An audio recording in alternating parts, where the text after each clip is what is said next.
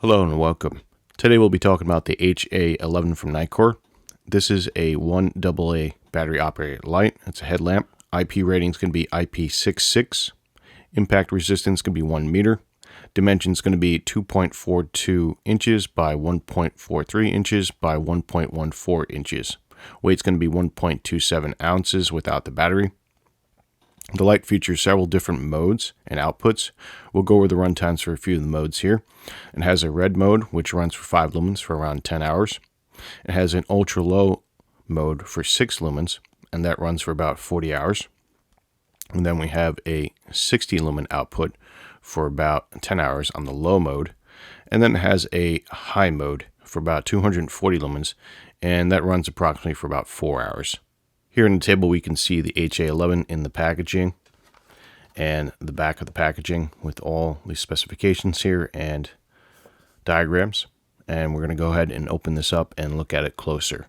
Here we can see it comes with a manual, and we have the light unit itself with the shock cord and the toggle on the back and a clip. And they do include a AA battery, alkaline one, for use. We're going to go ahead and use this N-loop battery inside of here and run the test with it. Here we can see a closer view of the HA11, and we do have a protective film on the front here, which we can take off. That comes by default with the light. And we have the mode buttons on the top. We have two of them. We have an on and off switch, which also functions as a mode changer, and also a mode button for switching to the red LED as well. To access the AA battery compartment, you simply lift this tab here, and it reveals the compartment here, which we have our N-loop battery installed in. And this is the backside, and there's a little rubber gasket around here, so that kind of keeps the water resistant rating of the unit, and it closes via pressure here. This is the side, and then we have the back portion where we can install the clip here. I did have a little bit of trouble using the clip on mine, but we do have this little foam comfort pad for head mounting. And then here's the bottom as well with our serial number, made in China, and the CE logo here. And then we also have our teeth here in the back, which we can rotate this up and down on its plastic platform. The whole entire unit's plastic feeling. It's not the most expensive feeling unit, but for about $20, it is what it is to be expected for that price point. In the back here, we have our shock cord here with the toggle. So you can change and adjust the top of the band here, and that would pull these up for a tighter fit. So let's go ahead and go over the modes now. Now, talking about the LEDs here, the reflective optics inside of it, the TIR optics that it has, this one is sort of a thrower. This one's more of a diffuse beam, but I don't know the type of LEDs in these models, as they don't list it in the literature on the website or in the manual. So it's hard to say what kind of LEDs we have in here, but we'll do a test in a little bit of that as well. But let's get to the UI. To engage the UI, we simply hold down the on button. We'll get into low mode here. And if you push the on-off button quickly, you can rotate between the two modes in this section of the UI. There is no memory mode on this, unfortunately. To turn it off, we simply hold down the on-off button for 2 seconds and it turns off. To get to the ultra-low mode, which is 6 lumens, you double-click on the on-off side button, and then you get the ultra-low mode. To scroll through the next 2 levels, the low and the high, you simply push once and it'll lock into that scrolling as we did in the beginning. And to switch over to the red LED, we simply push the mode button here and it goes to the red LED. And if we push the on-off button while it's in the red mode LED really quick, it should go into a separate mode of the red LED, which is a blinking mode. And you simply rotate by pushing once again to get back to the solid color. To get to the blinking part of the SOS or the beacon on the white LED, double click the mode button here, and now we're in the SOS mode, and push this once to scroll to the beacon mode here, and it should be in beacon mode, or rather we push the on off button, and that changes the mode here for the beacon, which is quite useful. And once again, hold down and turn off. And so that's the modes here for the HA11. Pretty basic, pretty straightforward.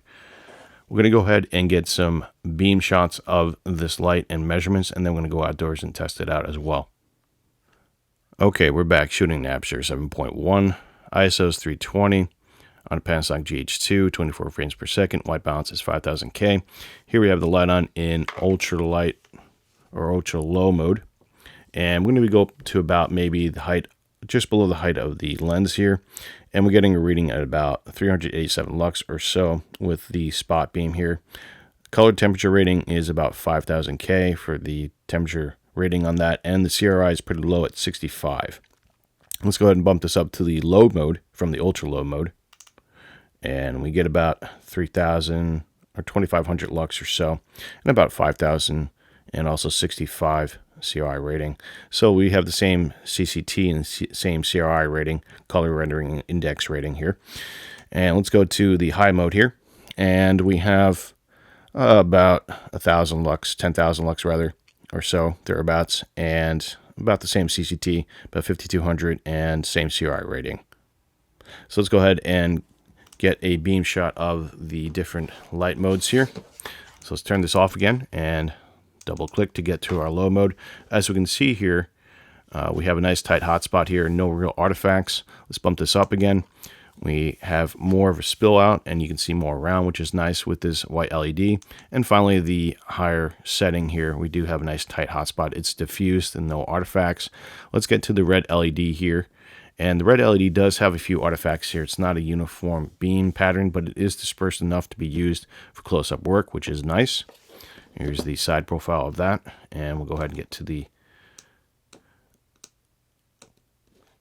side profile of the white LED here, and that's on high, and that's on low, and let's do ultra low so we can all see the side profile. Okay, we're going to go outside and get some shots of this headlight outdoors with the Panasonic GH4.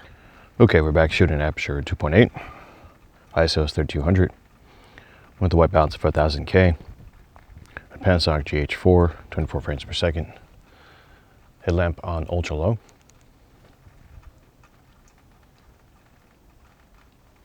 Got a nice beam here in the front.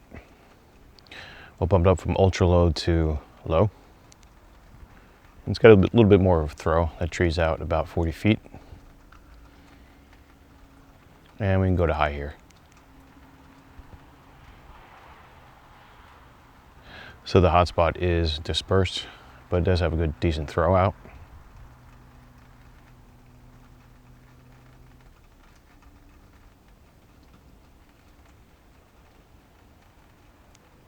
Overall, I do like the HA11. This was sent out for review to me, so I want to thank Nitecore for sending this out for review.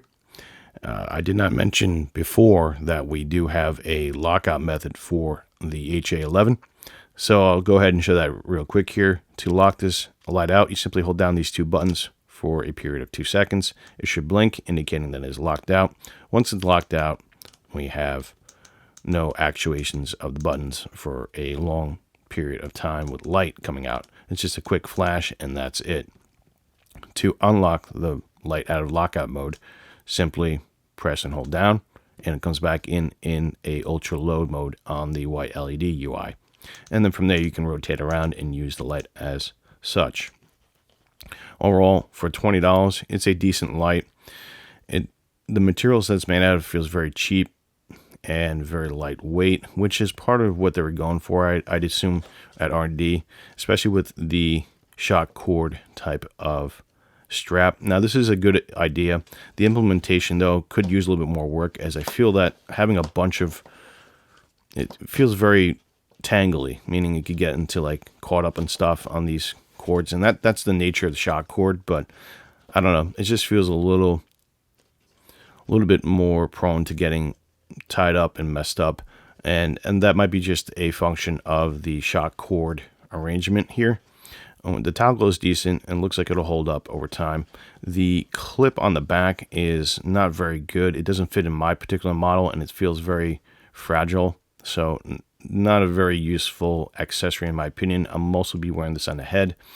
The teeth in the bottom here, they're not very good. They're not very robust, so this will wear out over time, and eventually this will be a useless headlamp because it won't be able to hold its angles, which is kind of unfortunate for the HA11. But again, you're buying something that's made in China for $20. And yes, it does have the Nitecore branding on it, but I feel like this is more of their lower end in terms of quality products. I do have other Nitecore products which I do like and enjoy, but this one just feels a little bit more less expensive. I do like the fact that it does use a AA platform, which is a good modular platform to use a light with. That's a good platform to have for your headlamp and a regular light. The mode spacing in the UI is okay. The UI itself is okay as well. The LEDs inside, I wish came with a different option set for a higher color rendering index type of LED, like maybe SST20, maybe in 4000K temperature rating would be nice, or 3500K. LED technology has come a long way, and today I feel that as a flashlight brand, they should have offered that option with the HA11. The red LED is fine and does what it's supposed to do, and it's good for maintaining night vision. There's no problem with that. There's no real artifacts with this, and I don't have really any problem with the TIR optics inside of it. I just wish that they would list the specific type of LEDs that they use in their products. But then again, this is a company from China, so take that with a grain of salt, whatever they say. I'm not knocking Nitecore, but the fact is they are made in China, so you want to be wary about certain things when it comes to what they list on their website and what they're omitting. So keep that in mind. Overall, for 20 bucks, it's a decent light. Would I recommend it? I want to say yes with this one, but with a few caveats. Just know that you're not getting a high quality item. It feels very cheap in my opinion, and that's a negative, and these teeth are going to eventually run out. But if you need something to grab, something that uses a modular battery platform, then by all means grab it. I look forward to using this in my kit and experimenting more with it. That being said, I don't have anything else to say about the HA11. Thanks for watching, and thanks to Nitecore for sending this out for review. Enjoy your day, guys.